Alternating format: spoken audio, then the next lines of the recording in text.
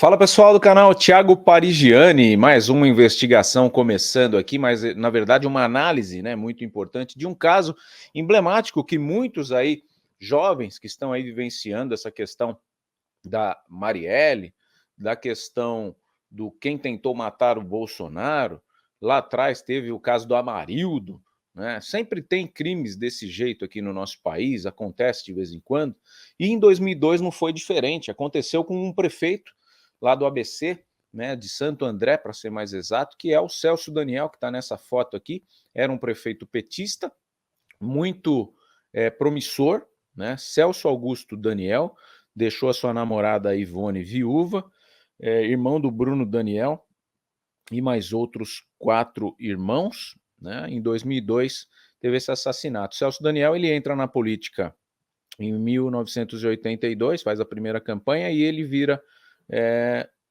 escolhe, né, o PT como partido de esquerda por conta do militarismo que imperava no país na época da ditadura e tudo mais, e ele começa a se interessar pela política, é eleito prefeito em 1988 e reeleito também em 1996 de lavada, ele virou uma espécie de unanimidade lá no ABC em Santo André, sendo até convidado aí pelo Lula para ser coordenador do plano de governo, com muita chance de ser um ministro do planejamento do futuro presidente Lula. Então ele não era eleito, né? Ele se elegeu antes do Lula. E aí o Celso Daniel, numa bela noite, foi sequestrado e posteriormente, acho que 2 ou 3 dias depois, encontrado morto com 6 tiros, né? Inclusive tiros no rosto, mostrando que realmente era para matar esse prefeito tão querido ali da cidade de Santo André. E até hoje não se tem uma resposta, ou até hoje não se tinha uma resposta, é o que a gente vai saber no final aqui dessa série de vídeos que a gente está criando, porque a gente fez uma análise de um documentário feito que se chama Quem Matou Celso Daniel, do Globoplay, né? Feito ali jornalisticamente, ouvindo várias vertentes. Tem gente que fala que quem matou o Celso Daniel foi o Lula no documentário. Lula e José Dirceu, é dito, né, dessa forma. É uma deputada que coloca essa situação. E outros atribuem a um amigo do Celso Daniel, né, e outros mais céticos, menos céticos em crime político, acreditam que tenha sido uma outra história. E a gente vai trazer essas 3 histórias ao longo desses pequenos vídeos que eu vou fazer aqui. Quero aqui o seu comentário, tá? Quero aqui a sua interação, o seu joinha. Se você busca as verdades que esse país aqui não mostra, a gente está cutucando essas feridas. Quero o seu comentário, o seu joinha e principalmente se inscreva aqui no canal, ative o sininho das notificações para você estar com a gente durante toda essa videoanálise. Eu não vou colocar aqui trechos do vídeo, não, vou fazer uma coisa bem enxuta, porque eu já me matei para assistir. Foram 8 horas, mas 8 horas muito gostosas, de bons conteúdos e principalmente com boas respostas, né? É uma história de idas e vindas. Se você acha que a fake news é nova, você vai entender aqui que esse caso já teve muita fake news, já teve muito vai e vem, muita gente querendo aparecer, né? Assim como hoje acontece com o caso Adélio, hoje aconteceu com o caso Marielle também, não é? Então, vamos tentar entender. O que que acontece? 18 de janeiro de 2002. 18 de janeiro de 2002, o que que acontece? O Celso Daniel estava na casa dele lá, tranquilo, com a Ivone, a namorada dele. De repente, ele recebe um telefonema do Sérgio Gomes. Sérgio Gomes tinha sido ex-assessor dele, trabalhava na área de segurança particular, né? E aí era um cara que o Celso Daniel se sentia muito à vontade. E aí ele chamou, né, na verdade, o Celso Daniel para um jantar. Eles foram jantar, nesse jantar, pelo que mostra no documentário, muito descontraído. O Sérgio paga a conta, dá uma gorda gorjeta pro garçom que serviu ali para eles um vinho. O Sérgio, um baita de um fumante, fumava um atrás do outro. O Celso Daniel ali tranquilo, deram risadas, pegaram o carro, uma Mitsubishi Pajero, e foram embora, né? Esse jantar ocorreu aqui na capital. O Celso Daniel se né, veio para cá, não foi no ABC. No vídeo mostra ali lugares parecidos com a Paulista e tudo mais. No meio do caminho de volta, a Pajero do Sérgio, automática, é fechada, blindada, é fechada por 2 carros. Fechada por um, o outro carro para na frente e os bandidos já descem atirando em direção a Pajero, principalmente do lado do Sérgio, né, como se fosse para matar o motorista. No desespero, o Sérgio enrosca, era um carro automático, mas era antigo, né, no ano 2000, ele tinha 2 câmbios, ele esbarra em um dos câmbios, e esse carro que é automático, que é só você pisar no acelerador para andar e no freio para parar, ele simplesmente empaca, ele fica desengatado, como se fosse um carro com a marcha desengatada. Mas como acontece isso num carro automático? É isso que a gente vai explicar aqui ao longo da nossa análise. O carro enrosca, não anda nem para frente nem para trás, e no desespero, e é aí que gerou um monte de situações, o Sérgio disse que o carro tinha problema, que abria a trava automática sozinho. No desespero, Celso Daniel sai do carro. E aí fica aquele imbróglio. 2 ou 3 episódios, mas o Sérgio abriu a porta, estava com problema na trava, o carro é periciado, olham, avaliam, não tinha problema nenhum na trava, não tinha problema nenhum no câmbio. Sérgio se torna o principal suspeito de ter levado Celso Daniel para uma encruzilhada. E aí começa uma análise dos interesses do Sérgio para fazer isso e tudo mais, mas a gente já vai chegar lá. Celso Daniel sai do carro, destrava a sua porta, sai, o bandido pega, rende ele, leva para o cativeiro. Vão procurar, acham um bar, acham o carro, que era uma Blazer verde queimada num campinho de futebol, e na sequência encontram Celso Daniel, dia 20 de janeiro de 2002, na favela Juquitiba, né? Favela Juquitiba, o corpo foi encontrado com 7 tiros e uma controvérsia muito grande. A cueca de Celso Daniel estava ao contrário. Isso perdura por praticamente 6 episódios da série.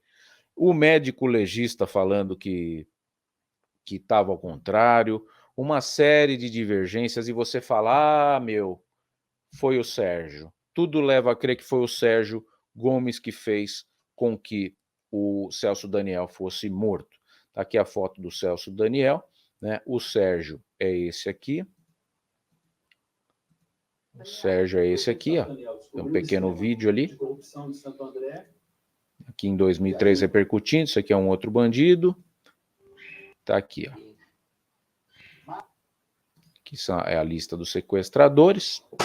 Né? E aí você fica assistindo o documentário querendo falar, caramba, a gente precisa do depoimento do Sérgio, né? A gente precisa do depoimento do Sérgio. Aí todas as pessoas abaixo listadas foram procuradas e optaram por não fornecer informações nem ter envolvimento com essa série audiovisual.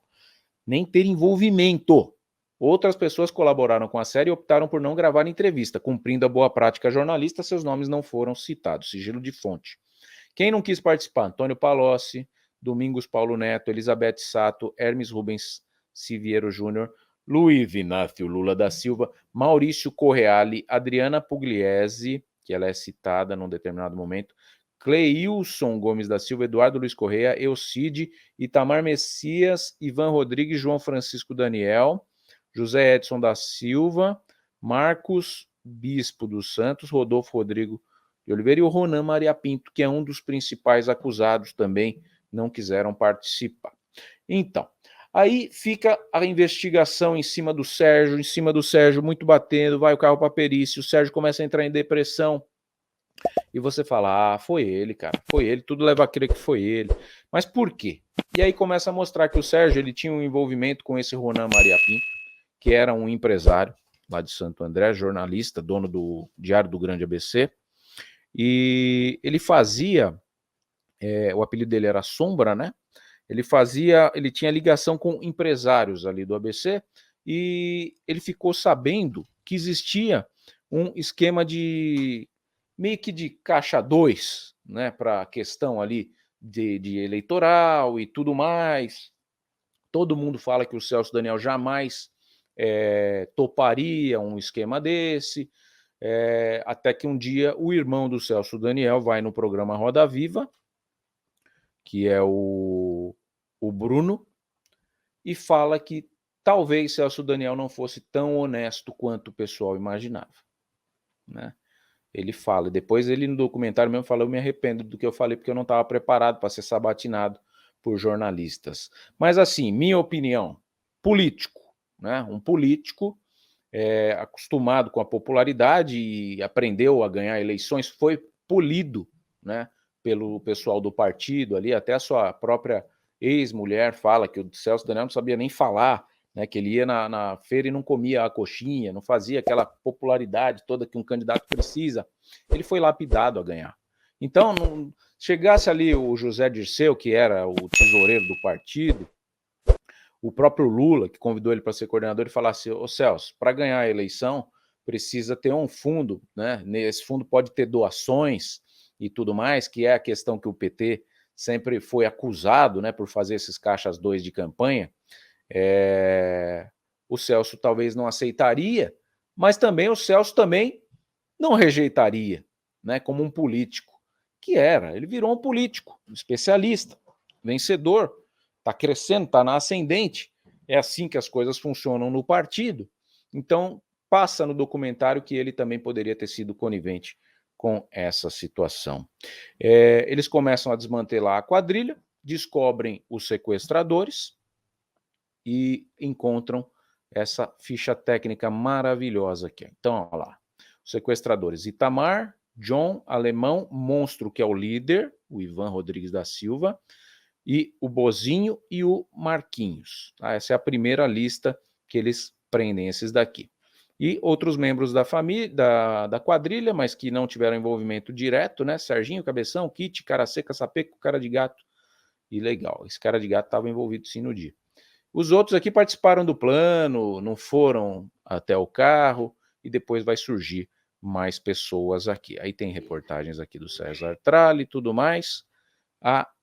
Aqui é um caroço no angu que aparece. Vamos ver a reportagem do Tralli aqui. Sérgio deu uma outra versão. Disse que o motor funcionava. O problema estaria no câmbio. Olha o Sérgio aí. Pus a primeira no carro, rodava falso, pus segunda, rodava falso. Nesse momento, o chefe disse para mim o seguinte: o que eu faço? Eu disse para ele: fica calmo. E aí, eles puxam as portas, um de cada lado, e abrem as portas do carro.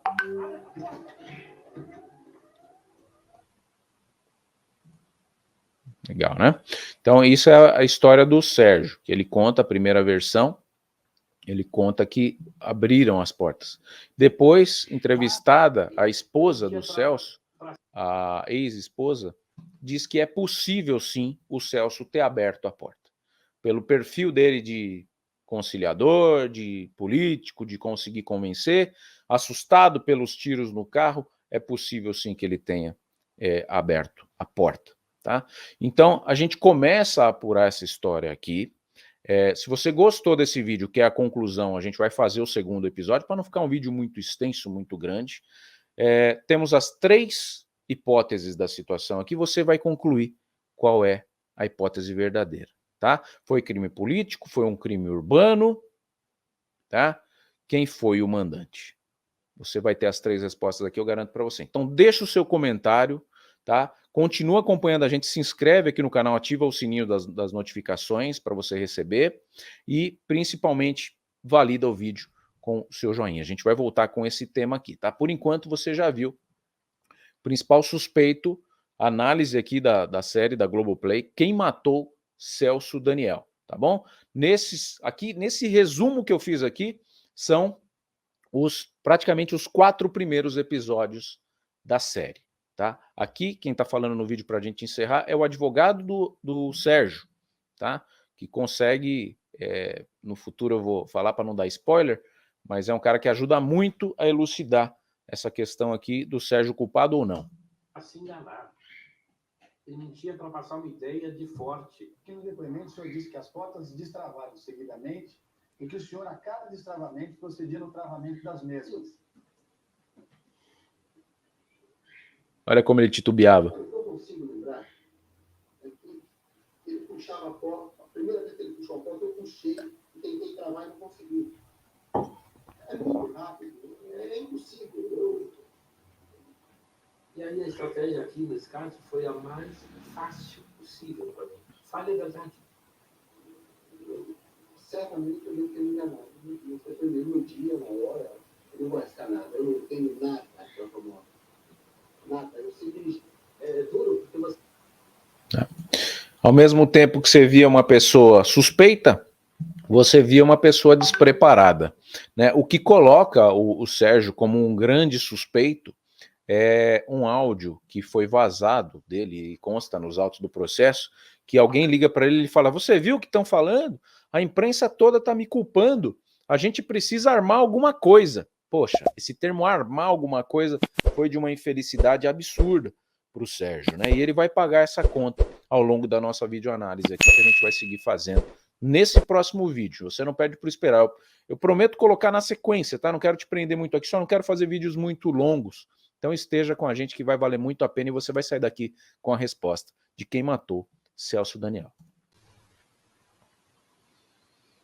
Fala pessoal do canal Thiago Parigiani, jornalista, sejam todos bem-vindos. A gente está aqui repercutindo o caso Celso Daniel, acho que o primeiro crime político, né, o emblemático, com questões que podem levar a um crime político ou um simples crime urbano, e a gente está aqui para responder essas questões, fazendo a videoanálise do documentário do Globoplay, Quem Matou Celso Daniel. Você que não quer aí ficar 8 horas assistindo o documentário para descobrir a resposta, a gente está trazendo aqui, não como um spoiler, mas como uma análise jornalística, uma das questões que movimentaram esse país por muito tempo, né? O crime aconteceu em 2002, né, dia 20 de janeiro de 2002, o corpo foi encontrado, e a gente está contextualizando para você sair daqui com respostas e ver o imbróglio que uma situação como a do Adélio, como a da Marielle, pode acontecer. Você vê a Marielle, aconteceu o crime e foi resolvido agora com um pouco mais de 3 ou 4 anos. Agora, o caso do Celso Daniel até hoje deixa pontas abertas, né, para interpretações. Então, a gente, olhando o passado, a gente entende o presente e já consegue projetar o futuro. A gente espera que nunca mais aconteçam casos como esses aqui no Brasil, mas vira e mexe está acontecendo. Um caso Marielle, um caso Amarildo, um caso Tim Lopes. Teve recentemente dos ecologistas aí também que foram mortos por mafiosos aí na Amazônia. Então, o Celso Daniel foi o primeiro crime político, né? Ele era um prefeito petista, só para contextualizar, lá de Santo André, e tudo indicava que ele estava envolvido numa situação que ele descobriu uma máfia, né, no setor de transportes ali na cidade de Santo André, e poderia colocar a boca no trombone e alguém queimou o arquivo. Tudo daria a entender isso. O documentário vem mostrar, né, todas as vertentes, e a gente com calma vai analisar, e com a parcimônia que o jornalismo prega, a gente fez essa análise aqui. Nesse vídeo aqui a gente vai mostrar essa suposta questão que foi levada ao conhecimento do Celso, e você vai tirar suas conclusões. Peço que você comente aqui o que você acha, quem matou o Celso Daniel na sua opinião. Pode deixar escrito aqui nos comentários, deixe o seu joinha, valide o nosso canal e se inscreva e ative o sininho das notificações para você não perder nenhum episódio dessa análise, assim como os outros vídeos que a gente fez dos casos polêmicos aqui do nosso Brasil. Tá? Você é muito bem-vindo por aqui, saiba disso. Então vamos lá. Em 2001, teve uma onda de sequestros muito grande em São Paulo, era o crime do momento, pegava todo mundo, pegaram o tal do Toninho do PT, que também foi morto, pegaram o próprio empresário Washington Oliveto, né, teve um sequestro muito famoso. Depois teve uma questão da filha do Silvio Santos, posteriormente também. E era a onda. Pegava, sequestrava, pedia a recompensa, né, o resgate, e liberavam as pessoas. O que acontece? Quando pegaram o Celso Daniel, não, provavelmente pela tese de que era um crime urbano, os bandidos não sabiam de quem se tratava. Só que aí tem um contraponto. Poxa, os bandidos não sabiam quem eles iam sequestrar. Mas por que desceram atirando em um carro, já que eles estavam pegando um carro aleatório, sem saber se aquele carro era blindado? Então eles queriam matar o motorista? Porque só atiravam do lado do motorista. E o Celso Daniel estava do lado do passageiro. Isso é um fato muito intrigante. Essa resposta não tem no documentário. Então essa é a pergunta que eu ainda faço. Essa é a pergunta que ficou em aberto. Por que desceram Partindo do princípio de que não foi um crime planejado, por que os bandidos desceram atirando pelo lado do motorista, se não soubessem que era um carro blindado? Entendeu? Essa é a pergunta que ficou no ar em todo o documentário. Com essa resposta, ficaria mais fácil de ter algumas outras respostas e conclusões. Um fato curioso, o avô e o pai do Celso Daniel morreram com 50 anos de idade. E aí você vê aqui que o Celso Daniel, ele viveu de 51 a 2002. Mesma idade. Curioso, não é? Bem curioso. Isso é um fato curioso. Questões que a psicologia explica, né? A repetição da vida. Então, tem gente que às vezes não acredita, né? Mas você vê que o filme se repete em algumas situações. Essa daqui é a reunião. Deixa eu ver se eu consigo pôr em tela maior. Essa daqui é a reunião que teria existido. Eu acho que aqui é o Gilberto, né, que fala que era um braço forte do Celso Daniel na prefeitura na ocasião. Tem o Gilberto e tem um outro assessor dele que tem um nome importado aqui também. Como é que é o nome dele? O Gilberto é o Hittner, acho que é Hittner, né? É o Hitter. Então são esses dois que falam bastante dos bastidores ali, administrativos e tudo mais. O Gilberto chegou a fazer até um dossiê e entregou na mão do Celso Daniel. Esse dossiê foi encontrado no apartamento dele pós-morte, um envelope fechado que provavelmente o Celso Daniel, do jeito que ele falou, que pegou e falou: eu tô cansado de ouvir isso todos os dias.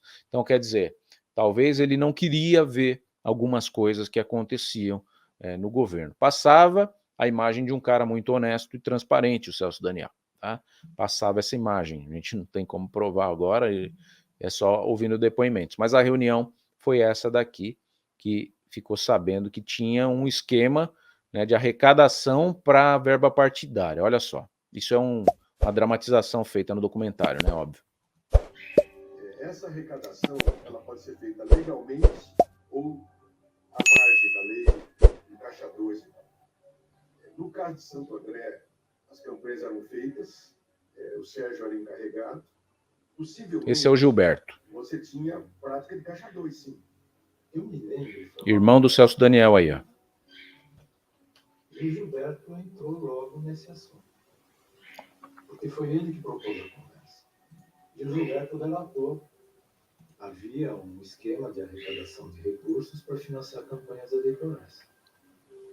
E que ele próprio tinha levado numa oportunidade R$1.200.000, um Corsinha preto dele, morrendo de medo, para o José Dirceu, que então era presidente do Partido dos Trabalhadores. Entendeu? Então, essa aí é o começo da questão de ser um crime político, né? Então, o Gilberto teria levado R$1.200.000 para o José Dirceu, que era presidente do partido, ou tesoureiro do Partido dos Trabalhadores ali na ocasião, para financiar campanhas. Então, a partir desse momento, o documentário começa a se desenrolar para uma questão. Tá vendo? Descobriram um esquema, levaram para o Celso Daniel, ele não teria concordado muito, então vamos chamar o Sérgio para bater um papo com ele, amaciar o Celso Daniel, para que ele não abra o bico, e dependendo da resposta que ele der nesse jantar, a gente toma algumas providências.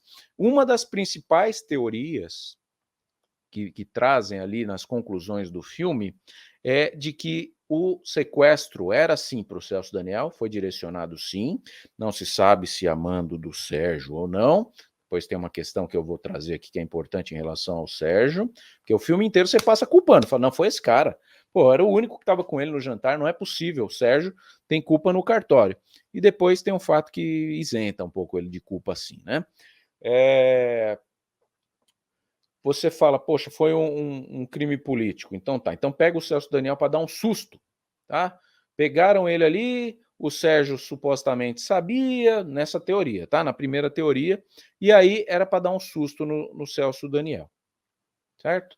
Talvez não tenha dado certo, o Celso Daniel talvez não tenha falado as palavras certas, eles decidiram eliminar. Essa é uma das teorias, tá? Eu não compro essa teoria.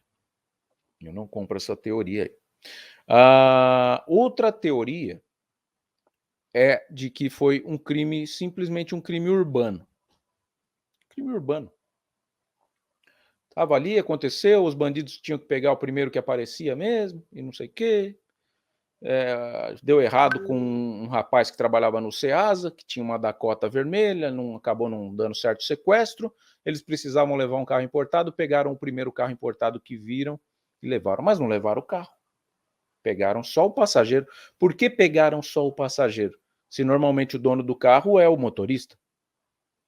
Normalmente é o dono do carro que dirige o carro importado. O Silvio Santos costuma dirigir o próprio carro aqui. Agora não sei se com 90 anos ainda dirige, mas costumava dirigir. A Hebe dirigia o próprio carro. Por que pegaram o passageiro? Então a teoria de que era um crime urbano simples é também muito rala. Muito rala. Vamos ali pegar o passageiro do primeiro carro importado que aparecer. E aí os bandidos se desesperaram nessa teoria de crime urbano quando viram na televisão e não sei o que, tarari, tarará. Detalhe, o Sérgio, quando dá ré no carro, depois que pegam o Celso Daniel, ele dá uma ré no carro, e ele fala, avisem a polícia, sequestraram o prefeito de Santo André. Então, moradores ali que estavam no entorno, na janela, podem ter acionado a polícia. Essa era uma das teorias até da polícia e da imprensa saber, antes da própria família, que o Celso Daniel tinha sido sequestrado. Tá? Eu já vou falar para vocês quem matou o Celso Daniel, não estou enrolando, não. Para onde a gente vai? Vamos para a lista aqui dos bandidões, né? Quem matou o Celso Daniel, você já quer saber agora? Eu vou falar quem matou nesse segundo e no terceiro eu vou falar o porquê. Então tá aqui, ó. Quem matou? O monstro é o líder da quadrilha, vocês estão vendo bem aí? Não, tá, deixar pequenininho aqui, que o mais importante é aqui. Líder da quadrilha, o monstro, aqui, ó, primeirão. Sequestradores, Itamar, John, Bozinho, Marquinhos, Edson. O Zé Edson, a princípio, fala que quem matou o Celso Daniel foi o Lalo, que é um menor de idade, sempre, né? As quadrilhas pegam o menor para Cristo, que a pena é mais branda e tudo mais. Esse Lalo confessa o crime de uma forma completamente descompromissada, comendo um sanduíche de mortadela na sede do DEIC aqui da capital, a divisão de sequestros, né? Ele confessa, depois é preso o Zé Edson e acaba dando a entender que foi ele mesmo que atirou, culpando um menor para poder se livrar do crime. Então, estava resolvido. Quem matou o Celso Daniel, na visão do Zé Edson, era o Lalo. Na minha visão, após assistir o documentário, quem matou foi o próprio Zé Edson. Foram, segundo o Zé Edson, eles foram em 2 levar o corpo do Celso Daniel lá para aquela estrada, né, da favela Pantanal, ali perto de Juquitiba, e deixou o corpo lá. Segundo o José Edson, o Lalo tinha matado, depois na última versão que aparece no documentário, quem leva na verdade é só o Zé Edson, tá? Então fica claro que não foi o menor de idade que atirou. Então quem matou o Celso Daniel se chama José Edson. A motivação do tiro, simplesmente porque se assustaram com o tamanho do peixe que tinham pego. E aí você fala assim, tá resolvido o filme, né? Tá resolvido o mistério, só que não. Vou contar para vocês no terceiro e último episódio aqui da nossa videoanálise. Esse daqui é um outro caso que fala muito com a minha região aqui, e é isso que acaba trazendo à tona uma nova situação para o documentário, com 2 novos suspeitos que podem dar uma reviravolta nesse caso, tá? Em vez de 8 horas, você vai resolver o caso Celso Daniel em pouco mais de 30 minutos aqui comigo. Isso que é conteúdo, hein, meu amigo? Tá gostando? Deixe seu comentário aqui, se você já sabia quem tinha matado o Celso Daniel, se você sabe a motivação do crime do Celso Daniel, pode trazer aqui também pra gente. Às vezes você tem informação, nunca teve uma via de acesso para trazer. Deixa o seu joinha, deixa a sua inscrição e ative o sininho das notificações. Te espero no próximo e último episódio aqui, Quem Matou o Celso Daniel. Fala pessoal do canal Thiago Parigiani, investigação tensa, investigação jornalística, resumo de um belo de um documentário que traz a resposta para você. Já trouxemos no episódio anterior quem matou o Celso Daniel, né? Foi aí o José Edson culpando aí o Lalo, mas as motivações desse crime ainda você não sabe. A gente vai explicar aqui e nos esforçar ao máximo para trazer a melhor resposta para você. Então você comenta aqui. Se você sabe quem matou o Celso Daniel, você já sabe, a resposta está no episódio anterior, mas a motivação desse crime foi um susto, foi político, foi um crime urbano? Me responda aí, deixa no seu comentário, deixa o seu joinha, se inscreva no canal e deixa aí o sininho ativado para você receber sempre as últimas novidades desse canal que quer apurar o Brasil mais limpo, a notícia transparente. Então vamos lá, tudo se encaminhava para um desfecho, né, desse crime, só que aí dia 24 de setembro de 2002, né, alguns meses aí, foi em fevereiro que foi encontrado o corpo, foi em janeiro, 20 de janeiro encontrado o corpo, 24 de setembro de 2002 vem um depoimento bomba após uma fuga cinematográfica de um presídio aqui de Guarulhos, né, na cidade onde a gente está, Dionísio e mais um comparsa fogem do presídio, e esse comparsa, que é o Feitosa, abre o bico, né, e fala que tinha a ver com o caso Celso Daniel. Será? Olha só a reviravolta que dá no meio do documentário, quem matou o Celso Daniel. Vamos colocar em tela cheia. Fala aí o Feitosa. O que ele fala? Olha lá. Falou que tinha um peixe grande.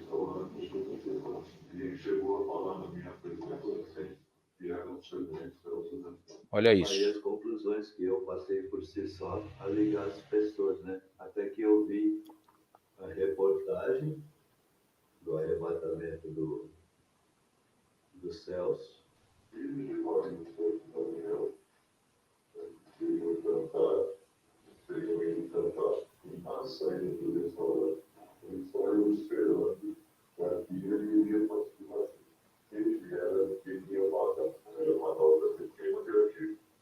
Depois o Dionísio me ligando, perguntando se eu tinha visto a cena, a mesma palavra que foi usada na reunião referente à pessoa que estaria no carro do Celso, né? Que iria fazer a cena. Eu falo que eu só falar e fazer a cena. Se eu fizer foto do espaço, tá bom, a gente tem uma versão do Feitosa dando conta disso. Aí fomos ouvir sobrinhas da tia 10, que era tia do Dionísio. Certo? Então você vê aqui o Dionísio, que era um bandidaço, fugiu desse presídio com um helicóptero, né? Sequestrou, deixa pausado aqui. Então, o Dionísio era um bandidão, ele era independente, tá? No dia da fuga do presídio de Guarulhos, 2 bandidos amigos do Dionísio renderam um piloto de helicóptero, esse piloto foi obrigado a pousar no presídio, o Dionísio já estava esperando o helicóptero, entrou no helicóptero, era para levar um outro comparsa, esse outro comparsa, achando que o helicóptero era de uma facção, acabou fugindo para dentro do presídio e ficou lá o Feitosa que falou, leva eu para o Dionísio levou o Feitosa e contou toda essa história que era uma versão que a imprensa estava cogitando. Então, o que se tira de conclusão é que o Dionísio era um baita de um falastrão. E o Feitosa não mentiu no depoimento dele, porque realmente o Dionísio contou essa história para ele, de que o cara foi no restaurante, do jeito que a mídia gosta, né? Aí foi criada a fake news em 2002, porque um cara mentiroso contou para um rapaz, aí o Feitosa, no caso, que era um outro bandido foragido, essa história, o Feitosa repassou o que foi contado para ele e deu match. Casou com o que a imprensa queria ouvir. Isso foi noticiado no Jornal Nacional, né? E aí começou a caracterizar todo um crime político. Mas aí o que acontece? O Dionísio, que é preso, né? Ele é colocado como falastrão porque ele fala coisas desconexas, como, por exemplo, que ele foi ex-namorado de uma ex-namorada do Sérgio. Olha isso. Então começou a dar um imbróglio e tudo mais. E esse Dionísio adorava a mídia. Adorava a imprensa. O Dionísio é esse cara aqui, quer ver? Vamos diminuir a tela. O Dionísio, ó, o Dionísio é esse cabra aqui, ó. Então, todas as vezes que você vê o Dionísio na televisão, você vê um cara realizado, sabe? Aquele cara que falou que era procurado até pela Interpol, Então era um bandido que tinha um ego, né? Ele tem o crime como a obra de arte dele, assim como Leonardo da Vinci tem a Mona Lisa, o Dionísio, ele queria autoria de crimes que não eram dele. E aí o que aconteceu com o Dionísio? Ele estava dando um depoimento, né, lá no presídio que ele estava encarcerado, quando de repente o pessoal da facção que assumiu a autoria desse crime, né, todos os membros aqui que a gente mostrou, eles eram bandidos de uma facção. E começaram a se incomodar pelo Dionísio estar tomando protagonismo que era da facção em relação a esse crime. Eles nunca negaram que praticaram o crime. Eles negam sim que a motivação era o que a mídia estava atribuindo.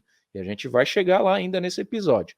Então, eles entram lá onde o Dionísio estava preso, dando depoimento para advogado, e na frente da advogada eles estocam 60 facadas no Dionísio. Muitas dessas facadas em lugares pontuais que mostram que o rapaz é traíra, na linguagem do crime, fala demais, quer tomar protagonismo onde não deve. O Dionísio falava que tinha namorado com a Adriana Pugliese, que era uma ex-esposa do Sérgio Gomes. Ele contava isso. A Adriana Pugliese não quis participar do documentário, como vocês viram ali, seria importante, né? Mas como o Dionísio morreu com essa fama de falastrão, descredibilizou muito. E quem deu essa credibilidade ao Dionísio foi o delegado, na ocasião aqui de São Paulo, o Dr. Romeu Tuma Júnior. Ele é que trouxe à tona essa teoria. Então juntou o delegado, que também precisava trazer uma resposta para o caso, com um cara falastrão que falou um monte de coisa desconexa, e veio à tona essa questão do Dionísio.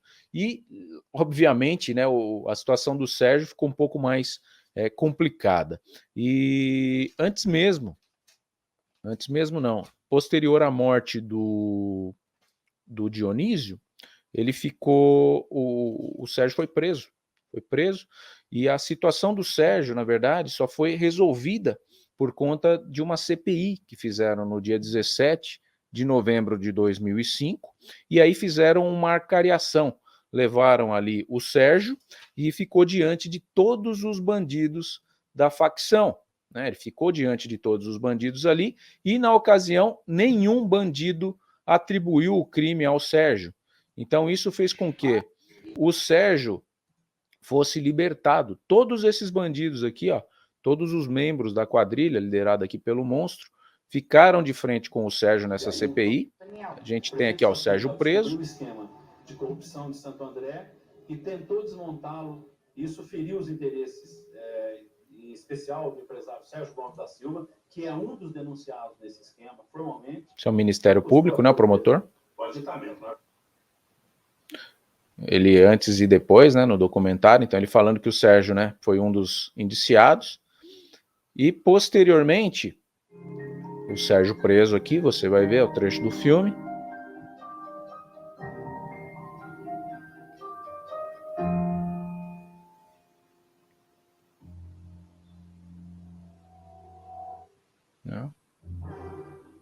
Mais uma morte misteriosa ligada ao caso Celso Daniel. Desde que o prefeito de Santo André foi assassinado em janeiro de 2002, 7 pessoas com algum elo com o crime também morreram. Esta semana foi o médico legista Carlos Del Monte encontrado morto em seu escritório. Ele que examinou o cadáver de Celso Daniel e concluiu que o político tinha sido torturado antes de morrer. Entendeu? Então, é um crime muito complicado, né, com muitos desdobramentos, por isso até se deu por merecido uma série mesmo, para explicar um documentário, né?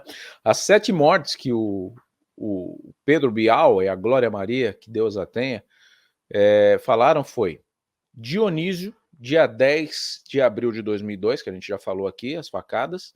Sérgio Orelha, ele teria participado da reunião com o Feitosa, né, essa reunião aí que o Feitosa citou em depoimento. Depois foi o Antônio Palácio, o garçom que serviu ali o Sérgio e o Celso Daniel. Ele foi morto por um acidente de moto em 8 de fevereiro de 2003. Depois o Paulo Henrique, que foi uma testemunha do acidente de moto com o garçom, foi morto a tiros, dia 28/2/2003. Depois morreu também Otávio Mercius, né, dia 5/7/2003, era um investigador apaisano que teria ligado para o fone do Dionísio. Ele foi morto por bandidos disfarçados de policiais federais. Depois foi morto Irã Moraes, dia 23/12/2003, era o agente funerário que identificou o corpo, foi o primeiro a chegar no local do crime ali, ele foi assinado com um tiro pelas costas. E por último, o Carlos Del Monte, que chegou a dar até entrevista no Jô Soares falando, né, era um médico legista, falando em relação a alguns pontos divergentes, que a gente já vai explicar. Então ele morreu dia 12/10/2005, né, e houve... não houve tortura, claro que não, ele morreu por... Ele falou que houve tortura, né, na questão do Celso Daniel. Ele morreu por uma combinação de remédios que ele teria tomado, ele era médico, né, então teve acesso a esses remédios e se matou, foi encontrado morto no seu apartamento. 1 mês e meio após ele depor e 3 anos e 9 meses após o crime. Morreu aos 55 anos o Carlos Del Monte. Foi a morte mais emblemática aí, né? E deixou uma carta atribuindo que não resistia o fim de um relacionamento com a ex-esposa. Então, talvez atribuíam ao crime, mas ao mesmo tempo eles ficavam desconexos, né, dessa questão aí. O Ronan, que você vai ver aí, o Ronan Maria Pinto, é o dono do Diário do Grande ABC, e ele tinha ligação muito forte com o Sérgio. Foi investigado numa CPI, essa CPI aconteceu 17/11/2005, e foi a CPI que inocentou o Sérgio, porque todos os bandidos falaram: doutor, tira daqui, esse cara não tem nada a ver com o crime, não sei o quê, o crime foi nosso, tarari, tarará. Tudo levando a crer que era um crime urbano realmente. Aqui é o depoimento do Ronan, o Ronan Maria Pinto, eu deixei só em foto aqui para ele poder também estar registrado aqui na nossa videoanálise, né? E aqui finalmente o Celso Daniel. Mas o que muda tudo os presos não atribuíram o crime ao Sérgio, né? Os presos em nenhum momento falaram: esse cara tinha uma mala de dinheiro para me dar. Eles isentaram completamente o Sérgio de qualquer responsabilidade. O Sérgio posteriormente morre de câncer, tá? Mas ele morre muito grato a esse advogado aqui, que foi quem o defendeu, e fala uma frase muito emblemática para ele, que fala: doutor, muito obrigado, esse aqui, ó, muito obrigado por me permitir morrer inocente. A defesa dele, e você sente muita verdade, tanto no depoimento do advogado, do Sérgio, você não sente verdade, porque você sente um cara bem perturbado com toda essa situação, né? Então eu não consigo falar que o Sérgio não teve nenhum % de culpa, não consigo, né? Porque a fala dele atribui um pouco de bagunça de raciocínio, tá? Então a conclusão que eu chego desse crime foi um crime político? De todo mundo que fala no documentário, a única que atribui a um crime político é a deputada Mara Gabrilli, que é uma política de direita. E ela atribui o crime com todas as letras ao Lula e ao José Dirceu. Mas é a única que atribui. Os demais, Ministério Público, policiais que investigaram, advogados, todos os envolvidos, atribuem a um crime urbano. Foi um crime urbano que deu errado. Não pediram o resgate, não deram a chance de fuga para o Celso Daniel. Eu acredito, a minha versão, que eu pego para mim, foi um susto que não deu certo. Tentaram dar um susto no Celso Daniel, né? Tentaram levar ele, não esperavam que fosse vazar para a mídia do jeito que vazou, e aí é onde entra a não culpa do Sérgio também, porque se fosse para dar um susto, não deveria vazar para a mídia, e pelo depoimento do Sérgio, ele foi o primeiro que gritou: avisem a polícia, sequestraram o Celso Daniel. Então isso também isenta o Sérgio de alguma culpa, porque se ele tivesse num esquema, ele ia ficar quietinho. Iam pegar, iam dar um gelo no Celso Daniel lá no cativeiro, ele ia sair todo borrado e dentro do esquema que estariam programando para ele aceitar. Não foi o que eu percebi, tá? O que eu percebi foi que tentaram dar um susto nele, mas não contavam com a ação do Sérgio, de ter avisado, não contavam com a repercussão de mídia que teve, e no desespero os bandidos foram lá e mataram o Celso Daniel. Fizeram o pior de todos os erros que poderiam ter cometido. E aí, toda vez que surge uma campanha eleitoral, seja da esquerda ou direita, ressuscitam o Celso Daniel, trazem, aê, tá vendo? Olha lá a corrupção do PT. Todos os partidos têm umas arrecadações por fora, gente. Infelizmente, a gente sabe que a política do nosso país não é limpa. Eu não estou passando pano para ninguém aqui não, tá? Se o PT fez Caixa 2, tem que ser julgado por isso e punido. E se qualquer outro partido fez, também tem que ser julgado e punido. Agora, é caixa de doação, vem empresário e ajuda, isso a gente sabe que existe. Ah, mas depois vai ajudar e tem interesse lá na frente. Olha o nosso governo. O nosso governo funciona à base de indicação de cargo e verba. O nosso governo brasileiro. O Lula estava agora com dificuldade de aprovar projetos aqui. O que ele fez? Pegou, nomeou ministros do partido do Tarcísio para poder dar uma flexibilizada ali, né? Poder ter alçada de negociação, flexibilizar. Mesmo assim, não está conseguindo muito. Está impopular, né? Não está conseguindo governar. As coisas mudaram nesse país e tem que mudar mesmo. A gente tem que abrir o olho para essas situações. Então, se você quer um Brasil mais transparente, como eu quero, como eu estou lutando aqui por você, ó, você sabe o que fazer. Comenta, curta, compartilhe, clica aqui no inscrever-se, ativa o sininho das notificações e esteja sempre com a gente. Espero ter dado a resposta que você tanto queria e espero ter você aqui sempre comigo. Um grande abraço e até o próximo vídeo. Fala pessoal do canal Thiago Parigiani, jornalista, sejam todos bem-vindos. A gente tem uma bomba aqui, um áudio exclusivo que você não vai encontrar aí no YouTube, você não vai ter em nenhum outro canal, simplesmente um áudio com informações do Cabo Clenis. Para quem não sabe, Cabo Clenis foi o primeiro militar que capturou o Adélio Bispo. O primeiro não, foi o único, né?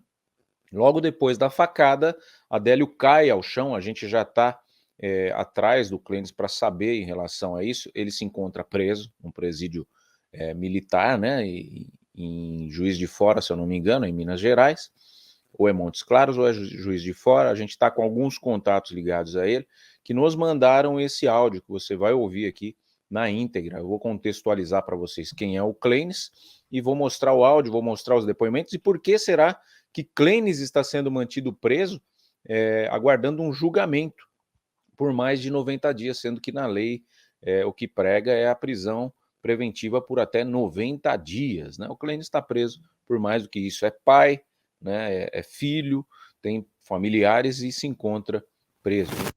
Essa história aqui diretamente da fonte, que estava ali no dia da facada de Adélio Bispo de Oliveira em Jair Messias Bolsonaro, em Juiz de Fora. Peço que você comente, tá? Deixe seu comentário aqui se você divergir de alguma opinião nossa. Se você concordar também, por favor, valide o nosso vídeo com o joinha e deixa o seu comentário e a sua inscrição no canal. Isso faz com que o vídeo cresça. Se você não interage com esse vídeo aqui, se você gosta do caso Adélio, se você não interage, esse vídeo murcha.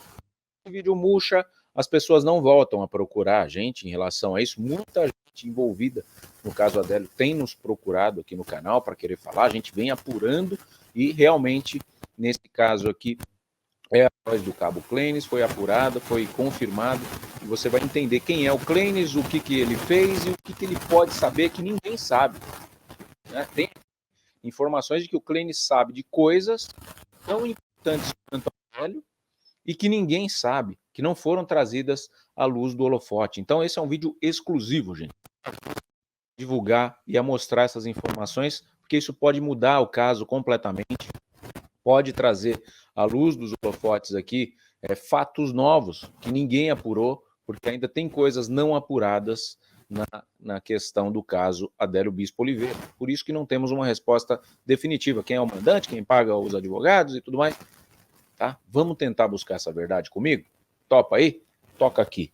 Deixa o seu joinha, se inscreva e vamos ao que interessa. Então, vou colocar aqui o meu WhatsApp pessoal e a gente tem tudo aqui. Aqui primeiro eu vou ler para vocês deixa eu ver se eu conseguisse diminuir um pouquinho aqui essa tela. Tá aqui, ó. Tem um depoimento aqui, que é de um militar, a gente vai preservar, mas ele conta assim: no dia do atentado, todo mundo queria ser o pai da criança, todos queriam se promover politicamente. O cabo Clênis levou chutes e pontapés, pois pensavam que ele estava dando fuga ao Adélio, fuga ao Adélio. A decisão do cabo Clênis para salvar a vida dele e do Adélio foi entrar no prédio, fechar o portão e deu ordem ao porteiro para abrir só quando o policiamento fardado chegasse, o que demorou muito, pois estranhamente não tinha nenhuma segurança fardada acompanhando o evento. Quem prendeu e algemou o Adélio foi o cabo Clênis, e não foi testemunha de apresentação, não.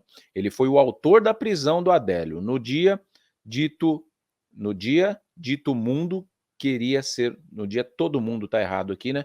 Todo mundo queria ser o pai da criança. Esse é o depoimento de um militar que testemunhou em favor do Clênis, né? Muita gente estava falando que ele era comparsa do Adélio. Comparsa, vou deixar maior aqui para você ver. Eu achei que tinha ficado grande, então vamos deixar maior aqui o texto para você poder ler essa parte que a gente leu. Então aqui, para você entender quem é o Clênis, ele é esse rapaz aqui, ó, da foto. À esquerda do Adélio Bispo, à direita do seu vídeo, esse é o Clênis, com essa camisa verde clarinha aqui, né? Esse é o militar no ato ali da prisão do Adélio, o Adélio com aquela cara de tô passando mal, e o Clênis ali ao lado, e já um policial fardado tirando ele provavelmente do prédio que o Clênis conseguiu prender ele. Muitas dúvidas pairam no ar. O que o Adélio teria dito para o Clênis, né? Eles ficaram sozinhos ali um tempão. Informações dão conta de que o Clênis teria tido acesso ao celular do Adélio, não sei se posterior à prisão, alguém deixou o celular com ele, isso está sendo checado, já foi enviada uma pergunta para o Clênis, obviamente ele está num presídio, então é muito difícil o acesso. A nossa equipe está estudando a possibilidade de ir em loco, fazer essas entrevistas futuramente, vai depender da repercussão desse vídeo. Se você quiser isso, deixa aqui seu comentário que a gente vai se esforçar para atender o seu pedido. E aí temos um vídeo aqui do Clênis. Vamos lá, o que o Clênis fez de tão ruim que está deixando ele preso até hoje? Vai lá, Clênis, explica. Fala, senhores, tudo bem? Aqui quem fala é Cabo Clênis. Como os senhores podem perceber, vi aqui ó, na cidade administrativa, onde naquele prédio ali fica situada a Corregedoria da Polícia Militar do Estado de Minas Gerais, Corregedoria da Polícia essa, que a Coronel Silma vem envergonhando através das suas omissões e crimes cometidos por ela e por meia dúzia. Senhora Coronel, um recadinho para a senhora pode ter certeza. Se eu for eleito a deputado federal, eu vou sair lá de Brasília para vir buscar a senhora aqui, ó, e levar para onde a senhora tem que estar, né? E no caso, na cadeia. Porque o que a senhora faz é uma covardia. São crimes aos quais nós não podemos admitir dentro do nosso Estado, um Estado modelo para os demais. Então, a senhora pode ter certeza, a hora da senhora está chegando. E não demora muito, não. Qualquer um outro policial militar que necessitar, nós não enviaremos auxílio de advogado, nós não enviaremos auxílio de secretário, nós não enviaremos auxílio de assessor. Eu mesmo vou fazer questão de sair lá de Brasília para vir aqui responsabilizar esses criminosos que estão disfarçados de oficiais da Polícia de Minas Gerais. O recado está dado. Valeu? Cabo Clênis, deputado federal, 1978. Quero utilizar as prerrogativas do cargo de deputado federal para literalmente caçar aqueles oficiais da Polícia Militar do Estado de Minas Gerais que mancham o nome da nossa PM.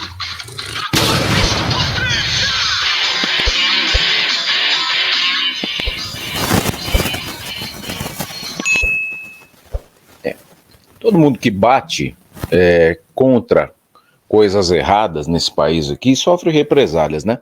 A gente não está validando o que o Clênis está falando, também não está invalidando, só que tudo sugere que ele está sendo vítima dessas palavras que ele proferiu, né, acusando pessoas de alto escalão. Então ele bateu de frente com um sistema forte, está sendo punido por isso, né? Se está correto ou não é a justiça que tem que julgar, não é a gente, meu papel é jornalismo, eu sou jurista, mas a gente está aqui dando voz a ele, né? Pessoas ligadas ao Clênis nos procuraram e a gente vai dar voz ao Clênis. Temos um áudio aqui que ele explica o porquê que ele está sendo mantido preso, né? Foi gravado por alguém que esteve com ele com alguma dificuldade, você percebe no áudio, mas fica um pouco claro aqui. E o que a gente quer, na verdade, é que ele nos conte o que ele sabe em relação ao Adélio. Muitos estão atribuindo que o Clênis está sofrendo risco de morte, né? No presídio onde ele se encontra, é um presídio militar, mas muitos atribuem que existe um interesse em queima de arquivo, por ele saber de muitas coisas. Então, as portas do canal Thiago Parigiani estão abertas para que isso seja trazido à tona, porque a gente sabe como que funciona, né? Pessoas que se sentem ameaçadas procuram sempre o jornalismo para poder deixar o seu depoimento e se protegerem até com as coisas que falam, colocando ali as pessoas que possam estar colocando elas em risco. Então, a gente atua como uma via de acesso a essas informações que a pessoa, em desespero, tem, né? E eu não vou me furtar dessa responsabilidade, permitindo que o Clênis fale, assim como outras pessoas que queiram falar em favor ou contra o Clênis, pode falar. Aqui é um canal aberto, jornalístico, que a gente busca a verdade dos fatos. Então, Clênis, conta pra gente aí o que é que está acontecendo na sua vida posterior ao dia da facada de Adélio Bispo em Jair Messias Bolsonaro. Oi. Você colocou para gravar aí, mano. Então, o que está acontecendo... Prestem atenção. Sido previsto há muito tempo, né? Após as denúncias a respeito das alterações de boletim de ocorrência no dia 10 de março de 2023, via balanço geral, onde eu denunciei a maquiagem de ocorrência no estado de Minas Gerais. Posteriormente a essa denúncia, os assédios e perseguições e falsas acusações de crimes em meu desfavor aumentaram descomunalmente, resultando aí em mais de 50 processos criminais em meu desfavor, cujo objetivo é criminalizar por direitos aos quais, desde 1º de novembro de 2015, eu tenho sido vítima de assédio moral, perseguição e diversas falsas acusações de crime, contraindo em um lapso temporal de aproximadamente 1 ano e meio, mais de 100 procedimentos administrativos e criminais, e dos quais fui acusado de mais de 15 crimes, aproximadamente 15 crimes, não sendo condenado a nenhum deles,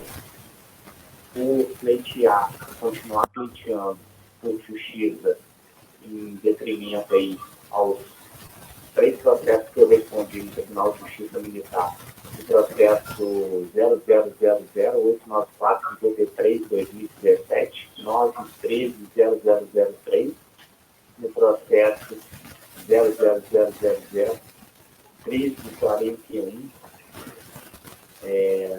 2017.9.3.0000102, no processo 0000902, no guarda restante, foram respectivamente crimes de ameaça, injúria, calúnia, difamação, cumprimento da missão, abandono de posto, falsidade ideológica e desrespeito exterior. Todos esses crimes foram me imputados pelo subtenente Paulo Guedes da Silva, ao qual eu não fui condenado a nenhum desses falsos crimes. Essa pessoa, ela tem um parentesco com o juiz do Tribunal de Justiça Militar, em que pese eu tenha solicitado à administração policial militar providências no sentido de justiça, infelizmente não ocorreu. Pelo contrário, me surgiram foi aproximadamente aí 50 processos criminais, acarretando aí a condenação antecipada dos crimes aos quais não prevê a pena de reclusão. Ou seja, eles sabem que eu não cometi o crime e, devido ao trabalho jornalístico que eu venho desempenhando desde a minha transferência para inatividade da Polícia Militar, da reforma, eles estão me condenando antecipadamente, mantendo preso pelo crime de calúnia, no processo 2007-68, 2023.9.13.0004, assim como ao qual estou preso desde o dia 12 de outubro de 2023, hoje é dia 4 de fevereiro de 2024, assim como eu fui condenado antecipadamente também no processo 2052, não recordo agora o número, mas fiquei preso de 12 de maio até 13 de julho de 2023. Já sabia que eu ia ser preso antes mesmo de eu sair. Quando da minha saída, no dia 13 de julho, tentaram me executar. E nesse lapso temporal, até na segunda prisão que eu tive, que foi no dia 12 de outubro de 2023, eu recebi as informações que eu seria preso novamente por esse juiz, padrinho de casamento do tenente que me assediou e perseguiu, que me acusou de falso cometimento de crime lá atrás, no ano de 2015 e 2016. E agora, no ano de 2024, eu permaneço preso pelo crime ao qual não tem previsão legal de reclusão. Ainda recebi as informações que irão me manter preso aqui pelo maior tempo possível para poder fazer com que o processo possa sem grau de recurso, que é o 2034, 22, 2023, 9.13.004, eu possa ser condenado nele e assim eles forjarem algum outro tipo penal, crime mais grave, que prevê a pena de reclusão, a exemplo da denunciação caluniosa, a exemplo de ameaça superior hierárquica, alguma coisa nesse sentido. Então, atualmente existe um conluio entre a defesa técnica, porque eu não tenho condições financeiras de custear um advogado, e os defensores públicos e a defesa técnica, a qual encontra atuantes nos meus processos, os que não atuam em meu favor ou a favor desses que querem me incriminar saem do processo. Agora, os que continuam e ficam permanecer no meu processo até o presente momento são todos voltados à manipulação e sabotagem da defesa técnica. Então, se não houver uma fiscalização a respeito entre esse conluio e parcialidade entre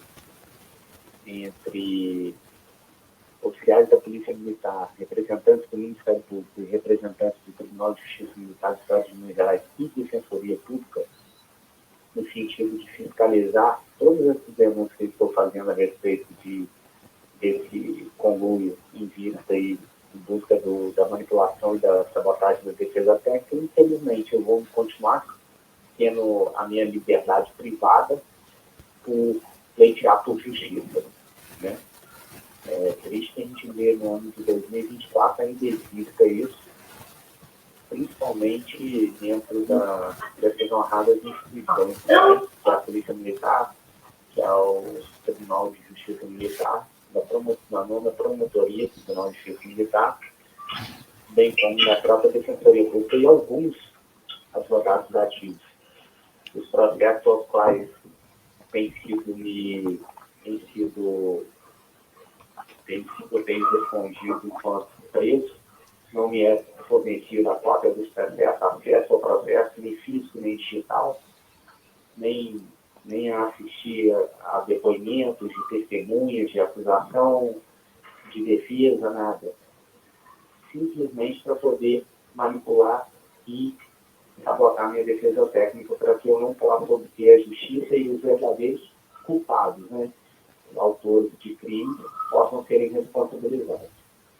Então, já pedi para poder ser levado à Comissão de Direitos Humanos, me negaram, já pedi para poder ser levado até a presença do órgão ministerial, também me negaram, já pedi para poder falar com o próprio comando e o juiz da execução, me negaram.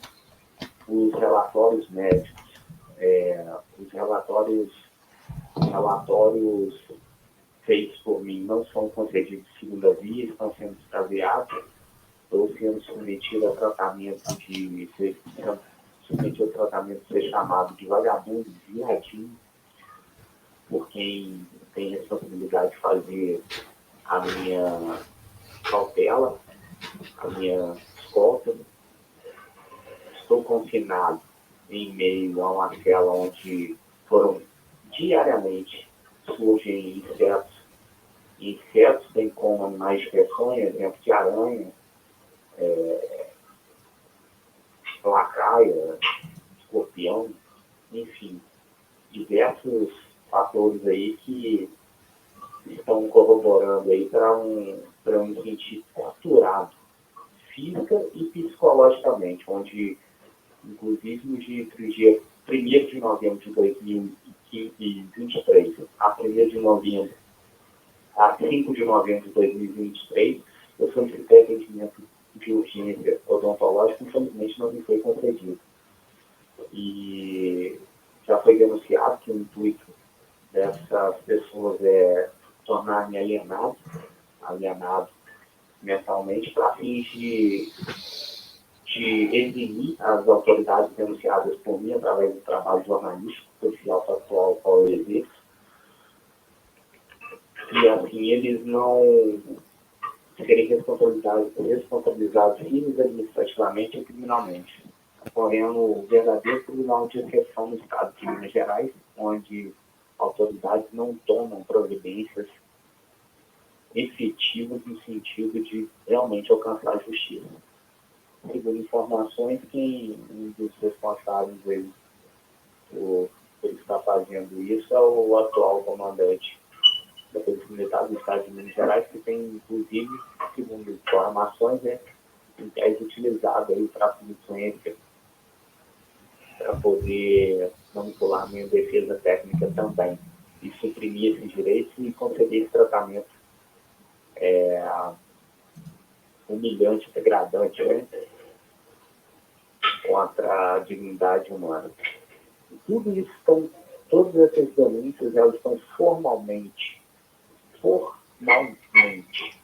relacionadas nas denúncias manuscritas que eu fiz quando estive preso no 66 BPM, 66 laudas, 20 laudas, 88 laudas, e agora, quando da minha prisão arbitrária e ilegal, no 16º Batalhão, através do mandado de prisão, que eu já sabia 4 meses antes que eu seria preso.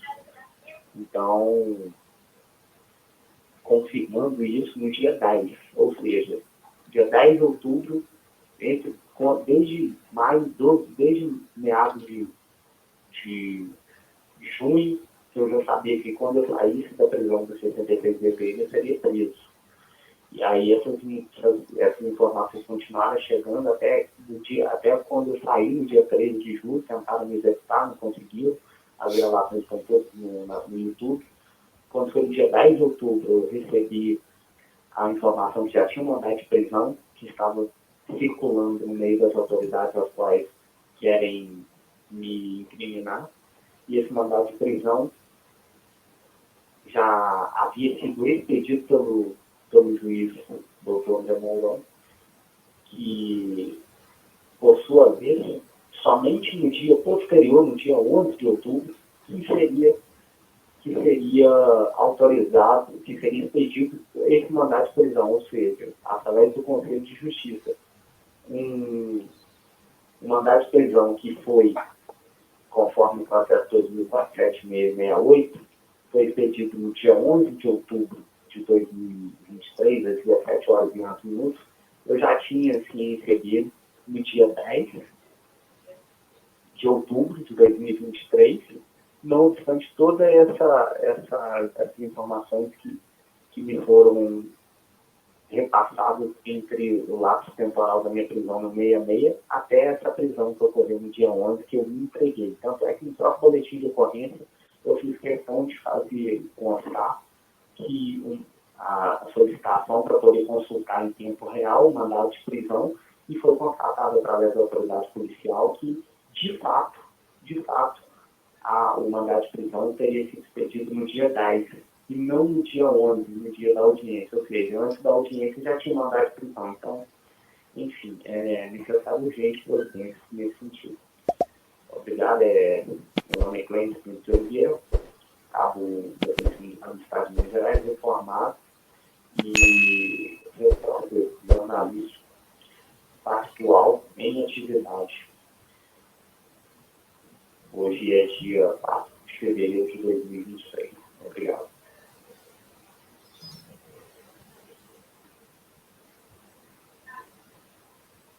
Tiago, por favor.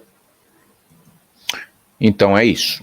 A denúncia está aí, né? A voz foi dada ao Clênis, pessoas ligadas a ele nos procuraram. A informação que eu tenho é que ele não é jornalista de formação, ele é um jornalista factual, como ele está se colocando, né? Qualquer um tem direito de fazer o que ele fez, não precisa ter uma formação jornalística. O que talvez ele tenha passado do ponto foi mexer com gente muito grande, né? Ameaçar até, inclusive, denúncias de pessoas aí eu não sei se ele tem prova para fazer o que ele fez, mas parece ser muito certeiro e muito contundente as coisas que ele falam ali.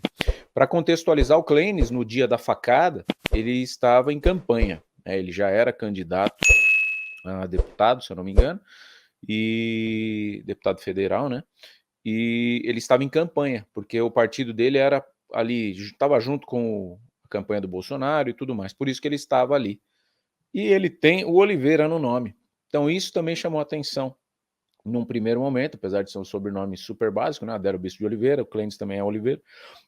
Falaram que ele estava mancomunado ali com o Adélio, né? E colocaram ele como uma testemunha e não como uma pessoa que prendeu. Isso foi um equívoco, como a gente já leu no texto ali. Então ele estava lá, assim que o Adélio esfaqueou, não sei se ele caiu ou se ele mesmo derrubou o Adélio, e acabou protegendo o Adélio de um possível linchamento.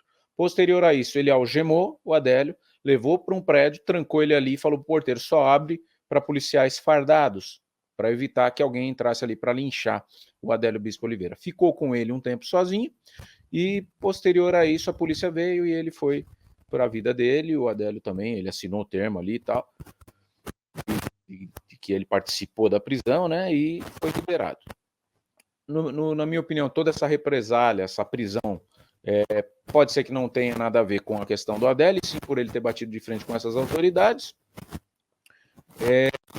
Gostou mais do jornalismo do que do militarismo, né? Um ponto que eu chamo a atenção, porque o jornalismo é encantador mesmo, você poder falar, se expressar, ter audiência e ter a credibilidade é muito gostoso, mas eu acredito que a carreira de militar dele estava consolidada também, ele tentou a candidatura, não deu certo, parece que teve 5 mil votos apenas, não foi eleito, e quando voltou para trabalhar descobriu que tinha sido reformado, né, aposentado com 30 e poucos anos de idade, e aí ficou indignado. Tem um vídeo dele que ele está completamente fora de si, pede para gravar porque ele quer entrar no quartel de tudo quanto é jeito lá, e não deixam, e acabou que ele está preso.